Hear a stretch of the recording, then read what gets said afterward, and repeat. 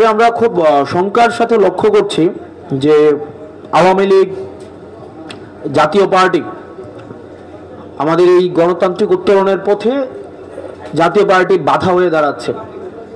জাতীয় পার্টির কিছু পতিত যারা ফেসিবাদকে সবসময় পৃষ্ঠপোষকতা জুগিয়ে এসছে তারা আবার ডালপালা মেলতে শুরু করেছে এবং আমরা শঙ্কা করছি আগামী নির্বাচনকে বানচাল করার জন্য নির্বাচনের প্রক্রিয়ার যেই প্রক্রিয়াটি রয়েছে সেটিকে বাধাগ্রস্ত করার জন্য জাতীয় পার্টির মাধ্যমে আমাদের পার্শ্ববর্তী দেশ ভারত, পুনরাবৃত্তি করছে, আমাদের পার্শ্ববর্তী দেশ ভারত এবং আওয়ামী লীগের যে অর্থনৈতিক যে শক্তিগুলো ছিল তারা জাতীয় পার্টির মাধ্যমেই বাংলাদেশকে অস্থিতিশীল করার চেষ্টা করবে।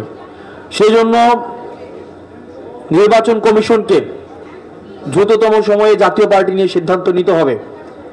যারা এই ফেসিবাদকে পৃষ্ঠপোষকতা জুগিয়েছে, আমাদের বিগত ভোটবিহীন মানুষের অংশগ্রহণবিহীন নির্বাচনকে যারা বৈধতা উৎপাদন করেছে, এই জাতীয় পার্টি ভারতের একটা এক্সটেনশন, আওয়ামী লীগের একটা এক্সটেনশন। জাতীয় পার্টির বিষয়ে চূড়ান্ত সিদ্ধান্ত নিতে হবে এবং জাতীয় পার্টির কিছু মানুষ আছে যারা গণমাধ্যমে বিভিন্ন বিভ্রান্তিকর তথ্য ছড়াচ্ছে।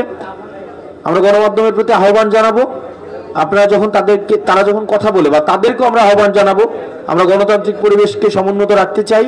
কোনো অসত্য বিভ্রান্তিকর দেশকে অস্থিতিশীল পরিবেশ তৈরি করে ফেসিবাদকে আবার রিহেবিলিটেট করে এমন ধরনের কার্যক্রম থেকে আমাদের সবারই বিরত থাকা উচিত এবং জাতীয় পার্টিকে নিয়ে অবশ্যই দ্রুততম সময়ে সিদ্ধান্ত নিতে হবে। না হয় নির্বাচনী পরিবেশ বিঘ্নিত ঘটলে এই দায় সরকারকে নিতে হবে, এই দায় নির্বাচন কমিশনকে নিতে হবে। যদি আওয়ামী লীগ বিভিন্ন নামে ফেরার চেষ্টা করেছে, জাতীয় পার্টির ব্যানারে এখন আবার ফেরার চেষ্টা করছে, যে কোনো রূপে যে কোনো চরিত্রে আওয়ামী লীগ ফেরার চেষ্টা করলে তাকে সেটি প্রতিহত করা হবে এবং হাসিনার বিচার নিশ্চিত, হাসিনার যে রায়টি হয়েছে সেই রায়টি খুব দ্রুততম সময়ের মধ্যে সেটি বাস্তবায়ন করতে হবে। যারা আওয়ামী লীগকে ফিরিয়ে আনার আলাপ দিচ্ছেন, আপনাদের আলাপ হাসিনার বিচারের পরে ওই আলাপটা প্রাসঙ্গিক হইতে পারে। আগে ফাঁসিটা হোক, ফাঁসির হওয়ার পর আমরা এটা বিবেচনা করব যে আমরা আওয়ামী লীগ কি আসবে কি আসবে না, নির্বাচন করবে কি করবে না, এটা ফাঁসি হওয়ার পরে আমরা সেই বিষয় নিয়ে আলোচনা হইতে পারে। তো আপনারা দেখেছেন, দেশে যদি গণতন্ত্র থাকে, মত প্রকাশের স্বাধীনতা থাকে, তাহলে মানুষের যেই গণতন্ত্রের মধ্যে অন্তর্ভুক্তির যেই উৎসব মুখর পরিবেশটা সেটা আপনারা সবাই অনুধাবন করতে পারছেন। আশা করি শুধুমাত্র দেশীয় গণতন্ত্র না, দেশের জাতীয় গণতন্ত্র না, আমাদের দলগুলোর মধ্যে গণতন্ত্র থাকবে। আমাদের অনেক দল আছে গণতন্ত্র সারাদিন বলে, কিন্তু নিজের দলের কোনো কাউন্সিল নাই। আমার নিজের দলের কাউন্সিল কবে হয়েছে ওনাদের মনে আছে কিনা ওনাদের নিজেদের প্রশ্ন করা উচিত। দলীয় স্বৈরতন্ত্র রেখে জাতীয় গণতন্ত্র প্রতিষ্ঠা করা কোনোদিনও সম্ভব না। দলীয় পরিবারতন্ত্র রেখে জাতীয়ভাবে আপনার গণতন্ত্র কায়েম করবে, এগুলো এক ধরনের হিপোক্রেসি। সেই জন্য আমরা এই দলীয় যে গণতন্ত্রের চর্চা আমাদের অব্যাহত রয়েছে, আমরা চাই সেটি অন্য দলগুলো অনুসরণ করবে। জাতীয় নাগরিক পার্টি সেটা একটা উদাহরণ সৃষ্টি করছে। মনোনয়নের মধ্যে স্বচ্ছতা রয়েছে, যে এই টাকা খেয়ে মনোনয়ন দিয়ে দেওয়া, যে বেশি টাকা দিবে তাকে মনোনয়ন দিয়ে দেওয়া, এই যে সংস্কৃতি, এগুলো তো আমরা দেখছি বিভিন্ন জায়গায় টাকা পয়সা দিয়ে আসে, এরপর মনোনয়ন দিয়েছে। সেগুলো থেকে আমাদের উত্তরণের পথে আমরা হাঁটছি, আমরা উদাহরণ তৈরি করছি।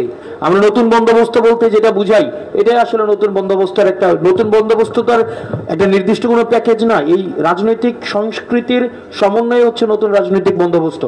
আমরা এই নতুন রাজনৈতিক বন্দোবস্ত এইভাবে আমরা গড়ে তুলব এবং পুরো নির্বাচনী প্রক্রিয়ার মধ্য দিয়ে আমরা রাজনৈতিক সংস্কৃতি, জাতীয় নাগরিক পার্টি বাংলাদেশকে উপহার দিবে। বাংলাদেশ এই এনসিপি বাংলাদেশকে নতুন রাজনীতি উপহার দিবে এবং রাজনীতি অতীতের যে কনভেনশনাল পলিটিক্স, এটা ডিফিকাল্ট হয়ে যাবে। যারা ভাবছেন যে পেশি শক্তি, মানি ম্যান মিডিয়া, এই ট্রিয়াম নিয়ন্ত্রণ করার মধ্য দিয়ে আপনারা ভোটকে নিয়ন্ত্রণ করবেন, আপনারা বোকার স্বর্গে বসবাস করছেন। জনগণকে ভরসায় নিতে হবে, জনগণের ক্ষমতায়নকে ভরসায় নিতে হবে। জনগণ দিন শেষে যে রায় দিবে সেটাকে মেনে নেওয়ার প্রবণতা থাকতে হবে। আমরা দেখছি বিভিন্ন জায়গায় বক্তব্য দিচ্ছে প্রশাসনকে নাকি কন্ট্রোল করতে হবে, ডিসি কে নিয়ন্ত্রণ করতে হবে।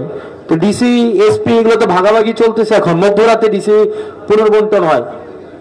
তো এগুলা থেকে বেরিয়ে আসতে হবে। আর প্রশাসনের কাছে আমরা উদাত্ত আহ্বান জানাবো, আপনারা আসলে শহীদের রক্ত এবং আহতদের আর্তনাদ আপনারা দেখেছেন। আপনার এই প্রশাসন কিন্তু ফেসিবাদকে কাঠামোকে শক্তিশালী করেছেন। তা আপনারা এটা ভাইবেন না যে আবার পোস্টিং প্রমোশনকে আপনারা সামনে রেখে আবার একটা পাতানো নির্বাচন আয়োজনের সহায়ক আপনারা হবেন। আপনাদেরকে যদি বাধ্য করে কেউ, কোন রাজনৈতিক দল আপনাদেরকে বাধ্য করে, আপনারা জনতার কাতারে নেমে আসেন। আপনাদের রিজিকের কোনো অভাব হবে না।